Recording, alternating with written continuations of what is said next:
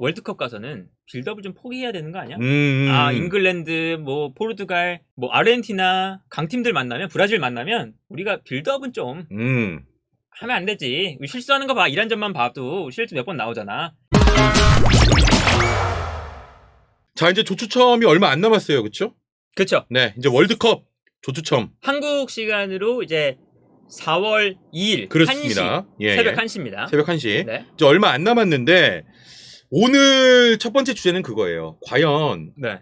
이 벤투 축구가 월드컵에서 통할까의 문제인데 사실 예전에 벤투 감독을 한창 비판할 때 네. 빌드업에 좀 미친 거 아니냐. 집착하는 그쵸. 거 아니냐 이런 기사들이 굉장히 많았거든요. 맞아요. 그 어떤 좀 진실을 따져보고 오늘은 네. 벤투호가 그렇게 빌드업에 미친 축구를 하느냐 벤투 감독이 네. 그 부분 따져보고 오늘 과연 좀 통할 것인가 이런 얘기까지 함께 해볼 텐데 지금 저희 앞에 보시는 것처럼 야 이게 1포트 지금 2포트 확정팀들이거든요. 그렇죠. 현재까지 확정된 팀들인데 네. 요새 이제 확정된 팀들이 나오니까 이제 최근에 오늘 오전에도 제가 기사를 봤는데 네네. 이제 기자분들이 이런 기사들을 많이 쓰세요. 포트 1번과 2번을 봐라. 브라질, 벨기에, 아르헨티나, 프랑스, 스페인, 잉글랜드 이 팀들을 봐라. 그런데 우리 벤투 감독이 이 아시아권에서 했던 네네. 빌드업 축구 이게 세계 무대에서 통할 것이냐 이게 우리의 가장 큰 숙제고 그렇죠. 요게 안 되면 벤투 감독도 한 수 접을 줄 알아야 된다. 요런 이제 이야기들이 많아요. 네. 아니 그리고 진짜 한창 비판 나올 때 예전에 와, 좀 빌드업 좀 버려라 좀 제발 막 이런 얘기도 되게 많았어요. 사실. 그렇죠. 한창 막 비판할 때. 근데 제가 이제 개인적으로 생각했을 때는 네. 요 벤투 감독의 뭐 후방 빌드업 집착한다. 혹은 점유율을 엄청나게 중요하게 생각하는 감독이다. 네네. 요거는 축구적인 관점으로 봤을 때는 전혀 사실과 다르고. 오, 진짜요? 그리고 이 빌드업 축구를 벤투 감독이 너무 집착한다. 네네. 이러한 이미지가 한창 우리가 벤투 감독에 대한 비판 기사가 쏟아질 때 그때 만들어진 이미지다. 만들어진 이미지다. 그렇게 저는 이제 생각을 합니다. 그러면 지금 벤투 감독이 후방 빌드업에 미친 감독이 아니다라고 말씀하셨는데 그러면 어떤 좀 축구를 좋아하는 감독입니까? 지금까지 좀 보시기에는. 일단 한마디로 정의를 하면 벤투는 볼을 점유할 때도 빠르게 공격 속도를 올려서 공격을 마무리 짓는 걸 좋아하는 감독이에요. 네네네. 최대한 빨리. 그리고 그걸 위해서 우리가 볼을 소유하는 시간이 필요한 거고요. 아하. 그래서 이제 벤투 감독이 원하는 건 빌드업을 막 올려서 우리가 바르셀로나처럼 90분 내내 티키타카하고 막 볼을 막 점유하고 차비 감독이 막 엘클라시코 때 후반전에 안타까워했대요. 우리가 더 점유할 수 있는데 못해서 선수들이 좀 해이하게 플레이했다 막 이러면서 안타까워했는데 그런 막 바르셀로나의 뭐 볼 점유 정신 이런 걸 원하는 감독이 아니라 볼을 점유할 때 우리가 공격권을 가진 상태에서 가장 빨리 공격을 마무리할 수 있는 루트를 찾는 것. 이게 이제 벤투 감독이 원하는 축구거든요. 그러니까 많은 분들이 아직도 그 벤투 감독 하면 떠오르는 게 뭐냐면 이제 빌드업 계속 좋아하는 감독이다 이렇게 하고 있는데 오히려 축구적으로 봤을 때는 어떻게 보면 좀 오해가 있다. 그래서 이런 이야기가 많이 나오니까 작년이었나? 그 김판곤 그 위원장 당시 이제 위원장님이 콘텐츠를 하나 했어요. 아예 축구협회 차원에서 벤투 감독의 축구는 빌드업 축구가 아닙니다.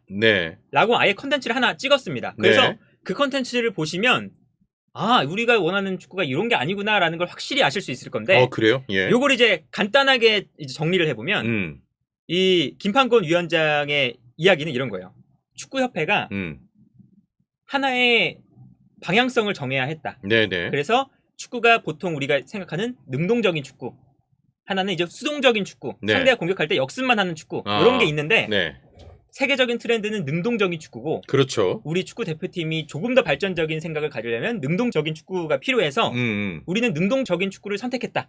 그리고 벤투 감독과도 그러한 이제 생각이 맞아서 벤투를 영입한 거다. 이렇게 이야기를 해요. 그런데 이제 벤투 감독이 그래서 볼을 소유하려는 움직임을 보여줄 수 있지만 당연히 그게 이제 기초가 되지만 그게 벤투 감독의 전부나 우리 국가대표팀의 전부는 아니다. 우리는 그 기본 틀은 있지만 그 전에 경기마다 우리는 상대를 분석한다. 그래서 상대마다 게임 플랜이 다르고 우리가 해나가는 작업들이 다른데 네네. 볼 소유를 우리 팀의 가장 주요한 목표로 삼는다. 이렇게 이야기하는 것은 너무나 좁은 시각이다. 그러니까 각 상대팀마다의 플랜이 있고 전술이 있는 건데 네. 너무 볼 소유에만 집착한다고 생각하는 건 아주 그냥 되게 일부다. 일부로 볼 수 그렇죠, 있는 거다. 그렇죠. 이렇게 네. 얘기를 한 거네요. 그리고 이제 일단 이런 거죠. 빌드업이란 게 네. 우리가 이제 좀 뭔가 잘못 알려진 사실이 빌드업 하면 왠지 막 볼을 막 점유해서 뒤에서 막 계속 패스 돌리고 우리가 막 볼 안 뺏기면서 공격 라인까지 전진해서 하는 걸 생각하는데 네네. 역습 과정도 빌드업이고요. 빌드업이란 게 우리가 볼을 소유했을 때 공격까지 어떻게 마무리하느냐 요걸 이제 빌드업이라고 해요. 네네. 그러니까 역습 축구에도 빌드업이 있는 거고 어떤 성향의 축구도 빌드업은 존재합니다. 네네.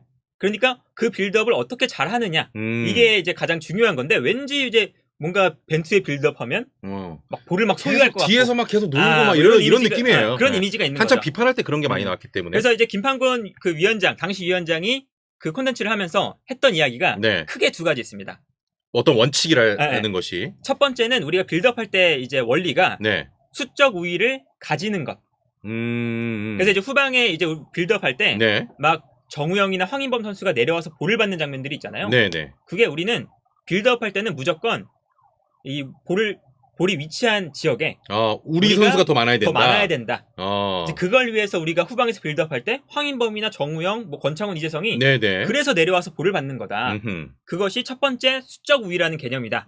그게 이제 첫 번째 원칙이고. 이렇게 이야기했고, 네네. 두 번째는 공간을 찾는 것. 네. 우리가 이제 빌드업을 통해서 우리가 볼을 충분히 소유했다면 상대가 우리가 빌드업하니까 압박을 해서 들어올 거 아니에요. 네네. 그래서 상대팀을 분석을 한다 우리는. 상대가 어떤 방식으로 압박하고 어떤 측면을 강하게 압박하려고 하고 네네. 그런데 그때 발생하는 공간이 어딘가 요거를 이제 우리가 파악을 한다. 그래서 이제 이런 장면들이 나오는데 네. 이 상대팀이 우리가 빌드업할 때 우리 이제 그림으로 보면 이 먼 쪽이죠. 네네. 반대편 쪽을 압박을 하고 있으니까 우리는 이때 요 점을 우리가 역으로 활용해서 반대편으로 빠르게 달려나가면서 빠르게 공격을 전개하는 걸 중요하게 생각했다. 그러니까 지금 화면에서 보면은 동그라미 쳐져 있는 저 그렇죠. 뛰어가는 공간. 그렇죠. 공간이 이제 상대팀의 약점으로 보는 거네요. 그렇죠. 예. 그렇게 이제 빠르게 공격을 전개하는 걸 중요하게 생각을 했다. 이 경기에서는. 네네. 그러면서 이제 했던 말이 빌드업이란 게 단순히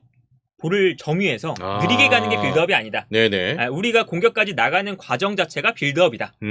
이렇게 이야기했습니다. 네. 그래서 그러면서 이제 이야기하는 게 뭐냐면 우리는 후방에서 막 빌드업을 주고받을 것 같지만 다이렉트로 수비에서 최전방 공격수까지 가는 패스가 생각보다 많다. 그래서 예로 든 게 호주전이거든요. 예. 이 호주전 때 우리가 어떻게 득점했냐면 수비 라인에서 한 번의 패스가 나오고 이때 황의조가 수비 라인 뒤로 들어가면서 네. 수비와 공격수가 한 번의 터치로 득점을 기록했던 저 장면이었어요. 네. 이런 것처럼 이 장면에서는 우리가 후방에서 수적 우위를 만드니까 상대가 압박을 하러 나오고 네. 이때 우리가 뒷공간을 빈 공간. 그렇죠. 예. 이런 것처럼 우리는 빌드업을 할 때 확실한 방향성을 가지고 상대방의 약점을 찾는 걸 우리는 가장 좋아한다. 이건 되게 주안점이네요. 그러니까 그쵸? 그냥 목적성 없는 패스 돌림이 아니고 그렇죠. 돌리다가 공간 상대팀의 약점을 좀 만들어내는 그런 작업을 하는 거네요. 그렇죠. 예예. 그래서 이제 우리가 보통 이런 이야기 하잖아요. 월드컵 가서는 빌드업을 좀 포기해야 되는 거 아니야? 잉글랜드, 뭐 포르투갈, 뭐 아르헨티나 강팀들 만나면 브라질 만나면 우리가 빌드업은 좀 하면 안 되지. 실수하는 거 봐. 이란전만 봐도 실수 몇 번 나오잖아. 이렇게 이야기하지만 대표팀에서 역습을 하는 과정에 있어서도 네네. 빌드업이 필요한 거죠. 그래서 그렇죠. 뭐 슈틸리케 때와 이렇게 사실 우리가 딱 단편적으로 비교해 보면 슈틸리케 때 뭐 강팀 이런 팀을 만나면 이란만 만났을 때 봐도 우리가 압박을 받으면 그냥 뻥 찼어요. 그럼 뻥 차면 다시 이란한테 볼이 가죠. 네네네. 근데 우리가 당장 지난 경기 이란전 이제 후반전을 보면 벤투 감독이 앞으로 안 나가 있습니다. 살짝 뒤로 물러나 있다가 이란이 공격적으로 올라오면 우리가 준비되어 있는 찾는, 예. 손흥민이나 황희찬에게 한 번, 두 번의 패스로 바로 이제 공간 찾아서 역습이 되잖아요. 네네. 그렇기 때문에 뻥 차내는 이런 과정에 있어서도 빌드업이 어떻게 형성되어 있느냐가 정말 다르다. 중요하네요, 이건. 네네. 그렇기 때문에 제가 이제 생각을 하는 건 무리뉴 감독이 사실은 극찬을 받았던 것도 네. 역습 과정에서의 빌드업이 대단한 감독이었기 때문이거든요. 그렇습니다. 그래서 우리가 이 빌드업이라는 단어를 너무 좀 오해하고 있다. 많이들 오해하시고 계실 거예요. 빌드업이라고 그렇죠. 하는 게. 그래서 뭔가 벤투의 빌드업 가능한가, 괜찮은가 이런 타이틀로 많이 이제 나오잖아요. 맞아요. 그런데 그 빌드업이라는 이야기가 너무나 단편적인 의미를 담고 있다. 라는 생각이 들어요. 그러면 좀 정리를 해보면 벤투 감독은 후방에서 뭐 볼을 가지고 점유만 하려는 감독은 아니네요. 그렇죠. 그리고 이제 벤투 감독이 일단 그 점유를 하는 건 빠르게 상대팀의 약점을 찾아서 공격을 마무리하는 걸 원하는 감독이다. 네네. 그래서 우리가 본선에 가게 되면 강팀을 만나잖아요. 무조건 우리보다 무조건 강팀을 만나게 되는데 대부분 그랬을 때 우리가 전방에서 압박하는 장면들이 있을 거예요. 우리가 전방 압박을 또 좋아하니까. 네네. 그리고 후방에서 볼을 주고받는 장면도 있을 거예요. 있죠. 근데 그런 축구를 안 하는 팀이 월드컵 32개국 중에 한 팀도 없다. 안 하는 팀이 없다. 맞습니다. 모든 팀이 그런 방식을 취하고 있고 네네. 다만 여기서 중요한 건 정말 이제 뭐 스페인처럼 90분 내내 볼을 막 점유하면서 짧게 썰어 들어가느냐 아니면 우리나라처럼 볼을 점유하다가 한 번에 그렇죠. 빠르게 역습을 하느냐. 네. 요 이제 차이가 있는 것이다. 네네. 이렇게 볼 수 있습니다. 아무튼 빌드업은 그래도 어떤 상황에서 꼭 필요한 부분이라서 또 우리만의 빌드업으로 잘 만들어갔으면 좋겠습니다. 그렇죠. 네.